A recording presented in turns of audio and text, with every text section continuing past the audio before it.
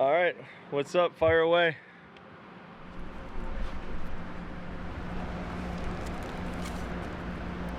Well, you expect you to play against the Colts, and what are your thoughts heading into that game? Yeah, I mean, every week kind of just expecting to play and then, see what happens. But always preparing, getting ready to go. And when they put me in the game, I'm going to get out there and give my best effort. So, anytime you get out there and you get an opportunity to go against a different colored jersey, different guys, it's exciting, and you got to take advantage of it.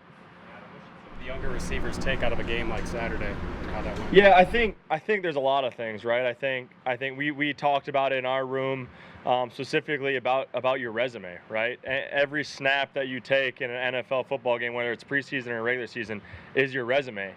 And you can do all you want on the field, practice field, all that, but 32 teams don't see what you do on practice field. So that's kind of the message to them is, hey, you might not always have your best games. I've been in this league for 9 years. I've had really bad games, I've had good games, and you learn. You take as much as you can from the bad games and try to apply it to the next game, and kind of use that as a chip on your shoulder to go out there and prove that, hey, that's not me, and I'm a lot better than that. Is there anything you can relay to Amir Smith-Marset about that pick six and just maybe something differently he could do with that route? Well, and not specifically about that. We go through every single clip and we talk about, hey, could have done this, could have done that. But at the end of the day, it's easy to sit there with a clicker and slow motion, really digress it or whatever.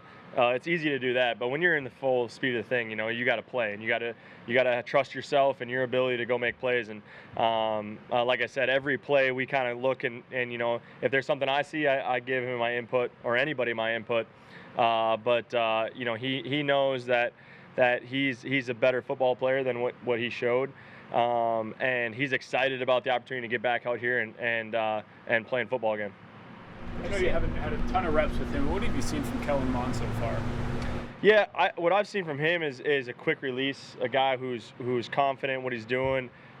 He's really trying to do his best to pick up this playbook as fast as possible. An NFL playbook's a lot different than a college one, especially when you're the quarterback. For a receiver, you only got to know a couple of positions, but quarterback, you got to know everything. But a guy that has put in his time, he's here early, he's grinding, he's out at practice early, trying to get better. And for a veteran guy, that's what I look for. I look for guys that they love the game of football. They want to learn. They want to pick guys' brains. He was out here in the summer throwing to me and picking my brain on certain things. So I'm excited about his future and what he can bring to this team. What did you see about how he handled Saturday, just on the sideline or after the game, just when not everything goes your way? Yeah, that's something that I really look forward to, is watching guys perform when they get that chance to get out there in the preseason game, especially for the first time. And I just saw a calmness from him, whether it was good or bad. He was just kind of the same guy, trying to do what it takes, maybe try to make some plays with his feet and try to get some things going for the offense, and put some really good drives together. Didn't finish them, but got down there, and I think that's the most impressive thing for me is seeing a guy just being out there and just being the same guy every snap, good or bad, no highs, no lows, especially at the quarterback position. With such limited reps for him, he talked about getting on the same page with receivers, code words, making sure the communication's up to speed.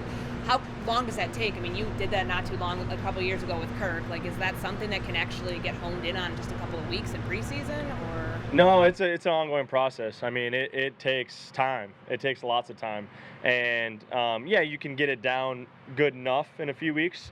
But like I said, it's an ongoing process. I mean, it took years to get on the same page, fully with Kirk or any quarterback. There's so many situations that pop up throughout games, practice, that you got to kind of regroup, talk about it, and then apply it next time that happens. But the game of football is crazy because there's not too many plays that actually draw up the same way, right? And so you have to just kind of keep storing that stuff, that have happened maybe 2 years ago, 3 years ago, and kind of storing that. And then when that happens again, it's just kind of natural and you're on the same page. So it definitely takes time. And like I said, those extra reps that those young guys are getting out here and after practice, before practice, that's what stuff goes a long ways.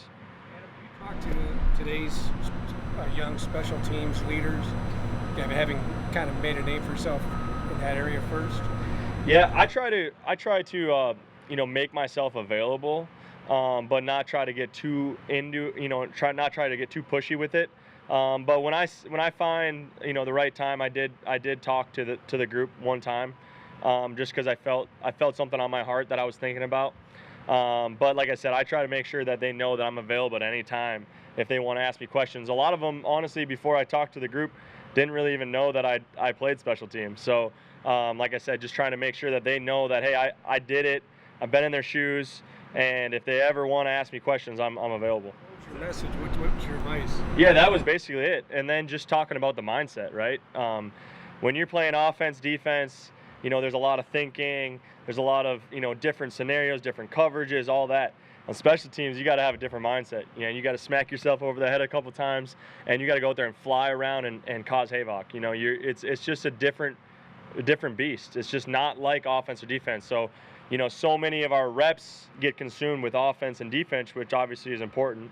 But you also gotta realize that when you get in that game, it's a different mindset, and how important those you might, as a special teams player, you might only have 12 plays in a game, and how important every single one of those plays is and just trying to get them to understand that. I think sometimes as young guys, you come out here and you go to practice and you kind of just get in the rhythm of going to practice, going home, going to practice, going home, and you forget about the situational part of the game.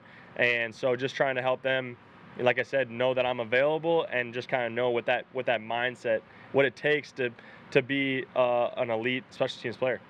When you were coming in, was Everson still doing it? Special teams?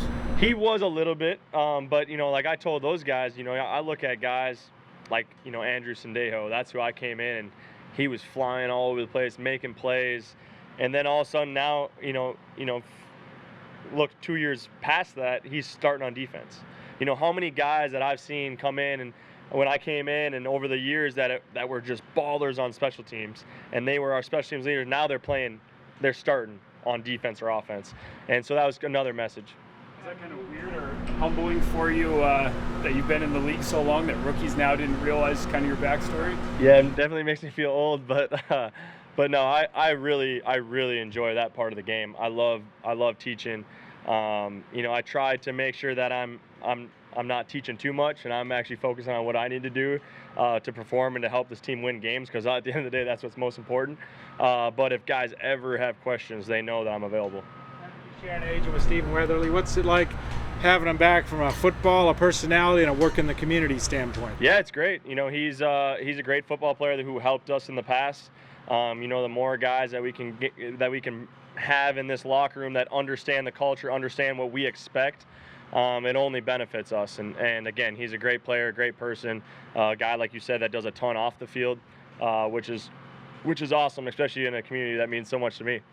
Adam, do you sense any impatience from Justin as he battles back from that shoulder injury? Yeah, he doesn't. I don't think he's ever missed time before. He doesn't really. He doesn't like it very much, but that's what you want. You want a guy that loves football, wants to be out there. He doesn't care if it's a Wednesday practice in the middle of training camp or if it's game day. He wants to be out there with his teammates, and he'll be back and excited to have him back. Does that receiver group seem a little small for training camp with all the injuries that have kind of popped up here? It does, yeah. I was looking over at the Broncos after the last practice we had with them, and it looked like the whole offense was over there breaking down in the receiver group. So they had a lot of receivers. But no, it's great. I think it's great for the young guys. They get a ton of opportunity. I'm telling the guys, like, shoot, I got my first preseason, I think I got like 1 rep.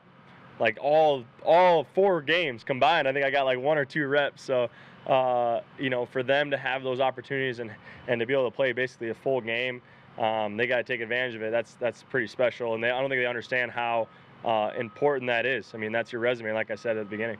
How do you feel about that change where veterans are resting more in the preseasons and you're seeing those younger guys get in more? It seems like teams are resting their guys a lot more now. Yeah, no, I mean, at the end of the day, I'm not the coach. I'm just out there trying to do my job.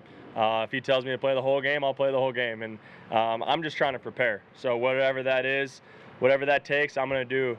If he gives us the day off, I'm going to take advantage of that. And I'm going to do what it takes to recover and to maybe lift a little bit more, to get a little stronger and more prepared for the season. But again, it's exciting to see those young guys get opportunities and just to be able to show what they can do, because there's just not a whole lot of opportunity to really show what you can do until you get those real live game scenarios.